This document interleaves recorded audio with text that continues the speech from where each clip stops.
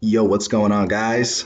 Cali Cowboy coming at you with another fantasy video. This is going to be the last in the top five series. Today we're doing wide receivers and just about to get into this. But before I do, go ahead and like this video if you got any value out of it. Go ahead and share if you want and subscribe to my YouTube.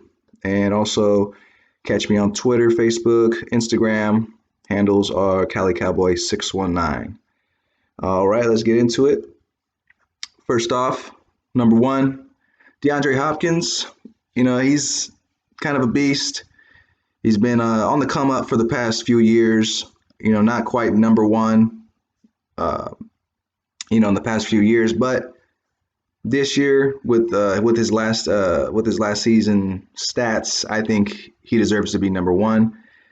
Last year, he had his second straight All-Pro season and tied Andre Johnson's single-season franchise record with 115 catches without a single drop. That's insane. That's a Pro Football Focus record or something like that. And anytime you see something like, anything ridiculous like that, he's in that upper echelon of receivers. So no doubt. As well, he has a talented young quarterback in Deshaun Watson, improved offensive line, and gets a huge percentage of his team's targets, gets a monster percentage of them, and not much else, not many other players that are challenging him for those targets. Yes, they did add Duke Johnson, and they do have Fuller in there and Kiki QT, but we all know who the ball's going to go to. That's their main dude, Hopkins, and I really expect him to get that high percentage of targets this year as well. And just a little stat, Hopkins has had only 2 seasons in his 6 years in the NFL where he has not reached over 1,000 receiving yards. And he's been doing that, without Watson, all of the garbage quarterbacks he's had before him. And that just goes to show he's a stud and he can pretty much put up numbers with whoever's there at quarterback. So barring injury, he should still be a pretty decent wide receiver at the least if Watson, for some reason misses time. So surefire number one pick. Wouldn't really think about it too much. So DeAndre Hopkins, number one. Number two, got Davante Adams up in Green Bay. Dude had his best season last year, 2018, catching 111 passes for 1,386 yards. Got 13 scores on 169 targets. And that was with Aaron Rodgers having an off year. Aaron Rodgers last year didn't have as many touchdowns as he wanted.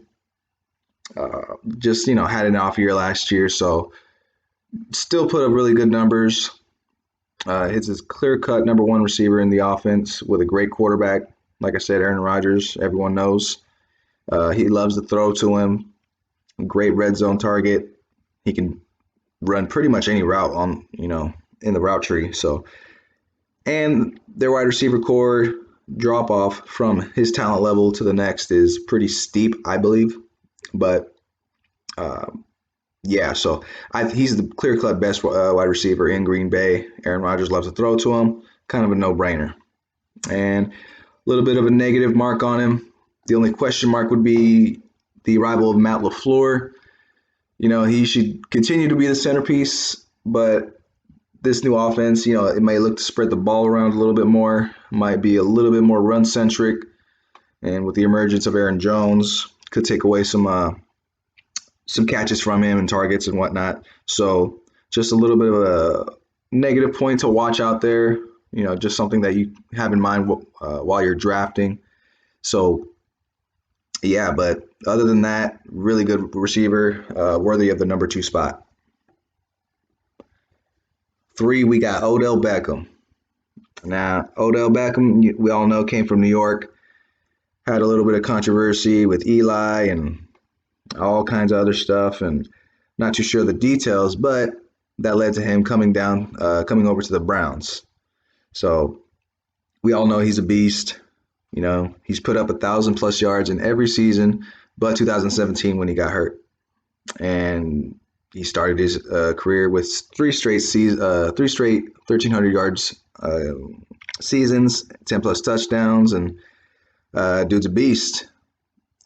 So it's usually a bad sign when players change teams, free agents, and they get paid and they get relaxed and have down years. But in this case, I think it's a positive because he's moving from Eli Manning to Baker Mayfield.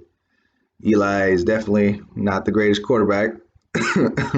uh, Even though I'm a Cowboys fan, I can say that objectively and, truly that Eli Manning is not a great quarterback. His defense got him to the Super Bowl. But anyways, yeah, he goes from Eli Manning to Baker Mayfield. Definitely a big change. Mayfield is definitely an up-and-comer in the NFL. Going to be a little bit better balls coming his way, and that's definitely a positive. And we all know the negative on Beckham. He might miss a few games this year. This is a crazy stat. He's missed 21 of possible 80 games in the last 5 seasons, which is the same as Michael Thomas, Davante Adams, Julio Jones, Hopkins, Juju, and Antonio Brown combined in the same span. So Beckham, he's an injury risk, injury concern. He needs to take care of himself so he can be out there on the field. But if he does stay healthy, he's definitely going to be up there top 5, I think. And now I could finally root for Odell since he's on the Browns instead of the Giants. So, yeah, that's cool. And number 4, Julio. Seems like every year Julio's in the top 5, I think. Always pretty consistent with the yards, but we all know his touchdowns were iffy past few years. Last year, past I think week 8, he started getting like touchdowns. He had like 0 before week 8, and then he just went off with the rest of the year. So we all know Julio Jones is a stud. Finished the season as the NFL's top receiver in targets, receiving yards, air yards, and percentage share of team air yards. Really impressive. Also, Jones is going to be reuniting with old offensive coordinator Dirk Cutter. He was an offensive coordinator for Jones in 3 straight seasons, 2012 to 2014. Dirk Cutter likes to use the 11 personnel, 3 wide receiver sets. They have chemistry. He knows what Jones likes to do. Jones is going to be that X receiver out there. And it's probably going to be, really, really good to rekindle some of that old magic that Jones used to do.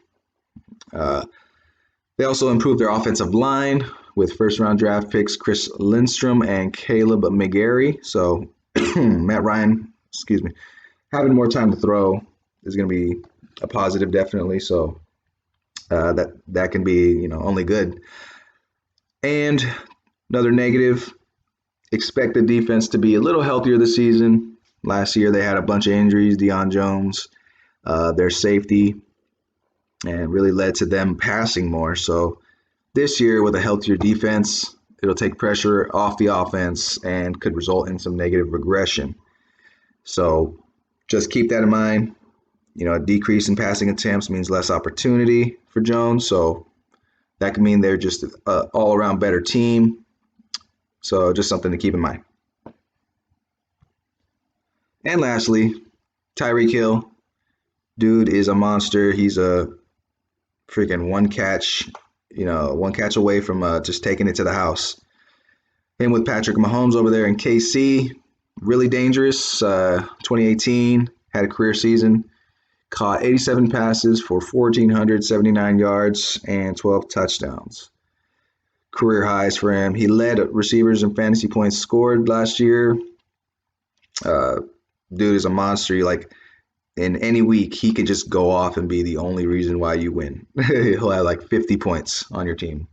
So that's definitely an asset that you'd like to have, especially in those leagues that have like 40-yard passing touchdown bonuses and all kinds of yardage bonuses and whatnot. So that's definitely a positive in his favor.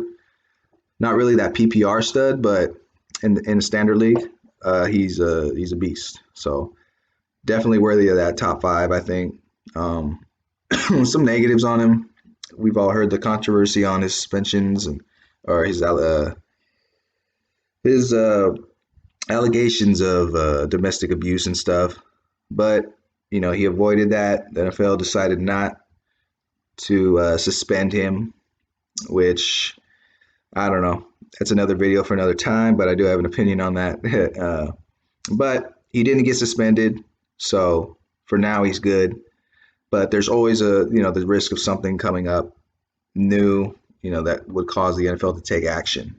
Whether it be new or new evidence from the previous case and anything like that. So definitely a risk. So just take that in mind. If he avoids injury and league discipline, he should be easily top 10, top 5 receiver. And like I said, Mahomes and him is like a great pairing. Mahomes can throw the ball deep with ease, and he's really confident. Second year, so Mahomes and Tyreek Hill is a deadly combination, and you should probably get him on your team.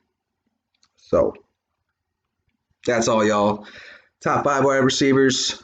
Thanks for watching. Go ahead, like I said, subscribe on YouTube. Also follow me on Twitter, Facebook, and Instagram.